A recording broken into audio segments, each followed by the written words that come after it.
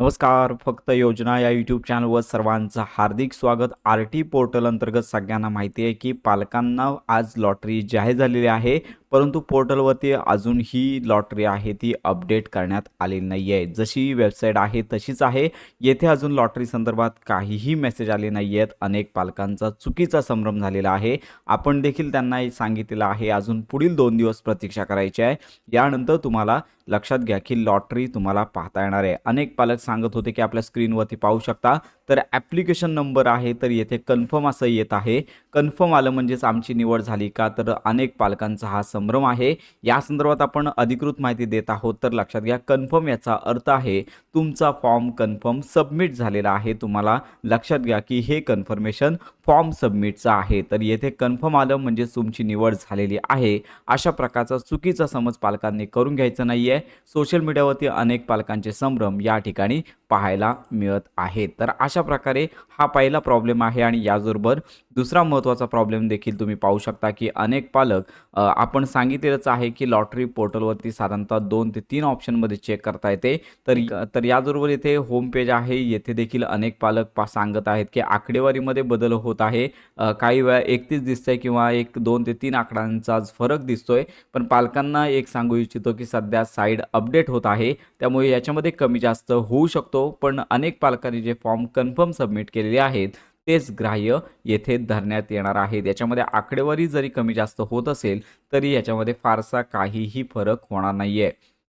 अनेक पालक लॉटरी लागले आहे अशा प्रकारची माहिती समोर आणत आहेत आणि सांगत आहेत की येथे ॲप्लिकेशन वाईज स्थिती म्हणजेच अर्जाची स्थिती या ठिकाणी तुम्हाला तुमचा जो आर-टी अंतर्गत जो लॉटरी क्रमांक आहे, जो आर-टी अंतर्गतचा जो ॲप्लिकेशन नंबर आहे तो पालक टाकत आहेत आणि गो या टॅबवरती क्लिक करत आहेत आणि येथे this application is not selected in any school म्हणजेच लक्षात घ्या की तुमचं कुठल्याही शाळेमध्ये लक्षात घ्या सिलेक्शन झालेलं नाही आहे. अशा प्रकारची नोटीस येत आहे आणि त्यानंतर तुमच्या पाल्याचं नाव तुम्हाला पाहायला मिळत आहे. मग अनेक पालकांचा प्रश्न आहे की आम्हाला अजून शाळा लागली नाही आहे, लॉटरी जाहीर झालेली आहे, अशा प्रकारचा देखील पालकांचा प्रश्न आहे.